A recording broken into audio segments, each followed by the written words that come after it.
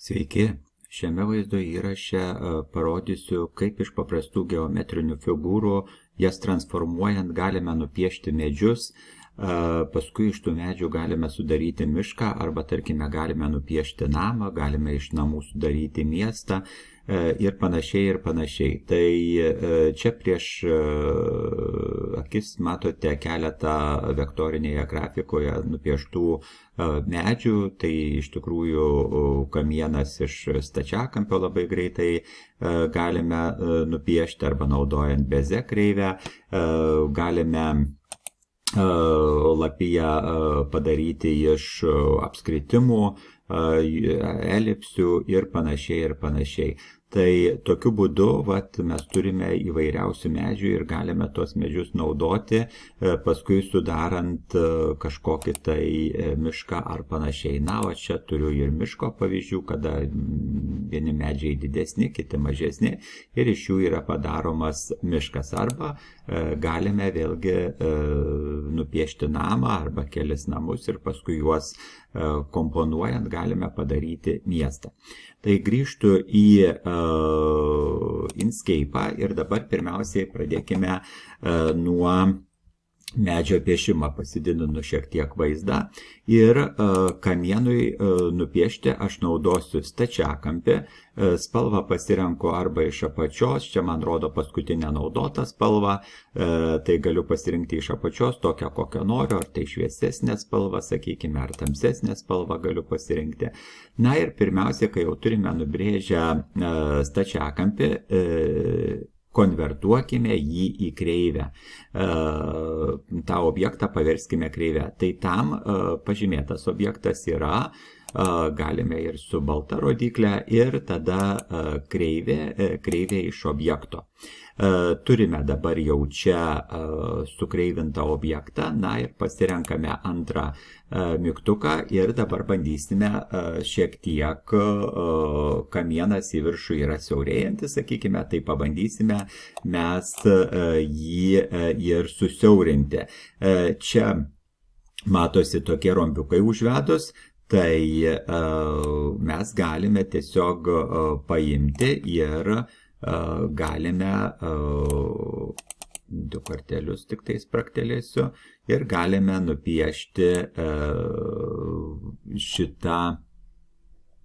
nupiešti susiaurinti tą kamieną ir turėti va tokį jau į viršų siauresnį. Kada turime nusipiešę pasidarę pagrindinį kamieną, tada iš jo galime jau bandyti daryti šakas.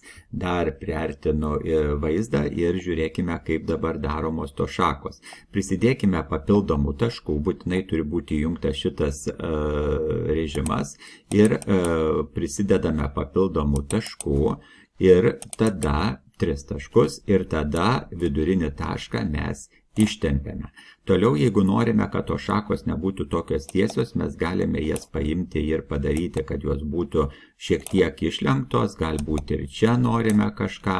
Šitą paėmus galime padaryti, to išlenkimą pakeisti ir analogiškai, nesimetriškai, šiek tiek žemiau mes galime pasidaryti, kad dar turime ir iš kitos pusės kažkokią mes tą šaką. Vėlgi galime šiek tiek ją linktelėti. Aišku, prie tų šakų pagrindinių mes dar galime vėlgi prisidėti taškų ir tada galbūt siūlyčiau pasididinti ir tada įsitempti ir turėti irgi galbūt netokią didelę tą šaką. Jeigu dar reikia, mes ją galime pakeisti šiek tiek. Toliau vėlgi galime ir iš čia prisidėjus keletą taškelių irgi ištempti ir turėti ištemptą šaką. Na tai va tokiu būdu mes galime tų šakų prisidaryti ir vienoje pusėje, ir kitoje pusėje ant pagrindinių tų šakų ir turėti jau kažkokį tai medį. Dar ir čia irgi padarysiu, kad turėtume medį ir turėtume kažkokią tai panašu į kamieną, kad būtų. Na, o toliau galime jau pasirinkti kitą objektą, tai būtent pasirenkame apskritimą ir galime tą apskritimą jau pabandyti nupiešti. Nupiešiam apskritimą, pasirenkame žalią spalvą. Dabar žalią spalvą renkamės tokią, kokią, sakykime, mes jau norėtume. Galbūt, jeigu čia nerandame, tai tada einame ir bandome pasirinkti tą žalią spalvą tokią, galbūt šiek tiek tamsesnę padarysiu, dar tamsesnę, ir turime mes jau nusipiešę žalią spalvą. Jeigu mums nereikėtų linijos spalvą, tai mes nueikim ir panaikinkime linijos spalvą, kad jos ir nebūtų. Dabar galime paduplikuoti, Ctrl+D, galime tokį pat pasidėti kažkur čia, dar sykį paduplikuoti, galime nusinešti čia, dar paduplikuoti, pasidėti čia, dar, sakykime, paduplikuoti, pasidėti čia kažkur. Aišku, mes galime ir sumažinti, jeigu norime, nebūtinai čia, kad būtų tokie dideli, tai jeigu jau pamažinsim, tai turėsim mažesnius kažkokius šituos lapų lają, ir mūsų medis kaip ir jau yra nupieštas. Aišku, galime atskirai sužymėti lapus, čia dar galime irgi uždėti, pažymėsiu, paduplikuosiu ir dar uždėsiu kokią nors nedidelę žalią, ir kad turėčiau va tokį medelį. Na ir tokiu būdu mes viską galime pažymėti, ir viską pažymėjus, nes nepažymėjau kamieno viso, tai nepasižymėjo, dar sykelę bandau pažymėti viską, būtinai turime viską apvesti, viskas pasižymėjo. Na ir dabar einame jau į objektas ir grupuoti. Kai mes sugrupavome, mes gavome vieną objektą. Na ir dabar galime jau duplikuoti, Ctrl+D, mes turime tokį pat medį kitą, mes galime jį pamažinti, sakykime, ir turėti jau kitą medį, dar sykį Ctrl+D, paduplikuojame, galime turėti dar vieną medį, vėlgi jis gali būti didesnis, ir tokiu būdu mes galime jau turėti tą keletą medžių. Dabar, jeigu mes norėtume tą didįjį medį perkelti žemyn, tai atkreipkite dėmesį, čia yra padėtis sluoksnių. Tai va, tas pažymėtas, mes norime, kad jis būtų toliau. Paspaudžiu šitą, ir dabar tas mažesnysis medelis išlindo ant viršaus, o tas didesnis medis yra kažkur tai ten žemesnėme sluoksnyje. Pabandykime nupiešti eglutę. Eglutei nupiešti galbūt naudosiu bezė kreivę, tai čia tiesiog tik tai, atsiprašau, taip, viskas yra gerai. Čia va taip, tokiu paprastuoju būdu nusibrėžiam bezė kreivę, pasidedam kamieną, baksnojam kiekvieną viršūnę, sužymėm, ir tokiu būdu sujungus, spraktelėjus, jau mes turime eglutę. Na ir vėlgi pasididinus mes galime, vieną noriu pasakyti, kad su bezė kreivė, kada brėžiate, jau versti į kreivę nebereikia, nes tai yra kreivę, ir dabar tik tais belieka ją modifikuoti, jeigu norime. Tai vėlgi pasirenkame taškų redagavimo, na ir galime padaryti, kad ta mūsų eglutė būtų galbūt kažkiek tai pasvirusi, galbūt išlenktos šakos kažkokios. Čia jau kiekvienam galime pasidaryti pagal savo šitą norą ir turėti tokią eglę. Aišku,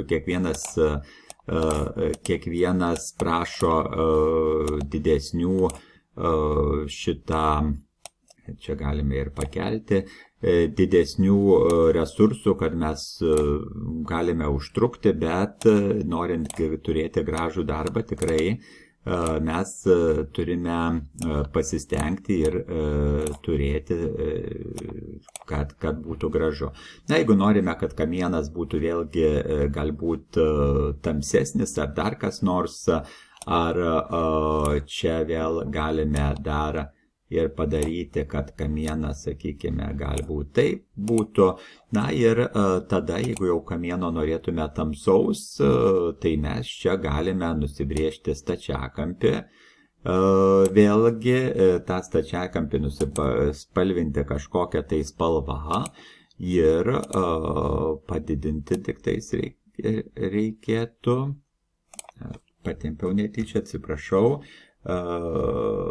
Tai dar sikelis praktelėjus čia kamienas, na jis toks platesnis yra, ir dabar reikėtų tą kamieną paversti į kreivę, kad mes galėtume jį panešioti ir pakeisti tą, sakykime, jo spalvą ir turėti va tokią eglę. Tai va čia nupiešėme kamieną ir nupiešėme eglę. Jeigu dar norėtume kažkokių, tai galime galbūt ar tai žaisliuko, ar dar ko nors pripiešti ir turėti. Na ir vėl, kai jau turėsime eglę, vėlgi reikėtų ją pažymėti. Nebuvo viskas pažymėta, tai užtat nieko ir neįvyko. Viską pažymime ir vėl einame į objektą ir grupuoti. Na ir kai turime sugrupavę, tada galime mažinti, galime didinti ir galime turėti kažkokią tai nupieštą eglę ir ją galime persikelti. Aišku, galime vėlgi nupiešti didesnės, mažesnės tas egles, arba galime tiesiog, jeigu norime, mes galėjome, kai piešėme, tai ne tokias tiesias linijas padaryti su beze kreivė, mes tikrai galime piešti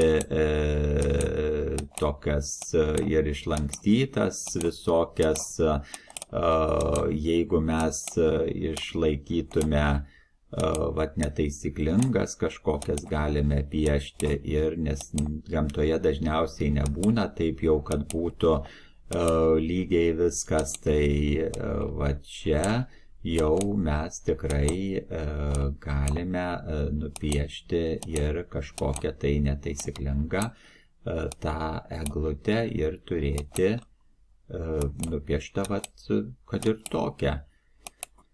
Vėl sujungiam, na aišku, paskui dar galime mes ją pakoreguoti, jeigu norime kažkokias šakas ištempti, dar kažką prisidėti taškų ir pakeisti, pamažinti, padidinti, galbūt pakeisti kryptį, tą visą dar ir čia galima prisidėti.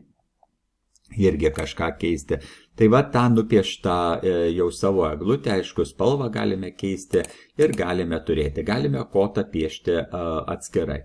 Na ir tokiu būdu mes jau vėlgi turime nusipiešę dar ir vieną eglę.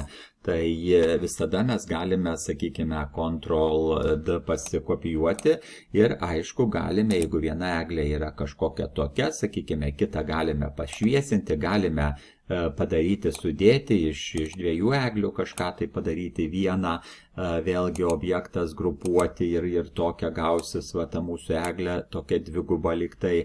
Tai čia jau yra mūsų fantazija ir kaip mes norime, taip mes galime ir pasidėti. Tai tokiu būdu mes sukuriame mišką iš kelių medžių, skirtingų medžių, o daugiau pavyzdžių galite pasižiūrėti internete Vector3 ir tada tikrai rasite daug įvairių pavyzdžių. Tai sėkmės.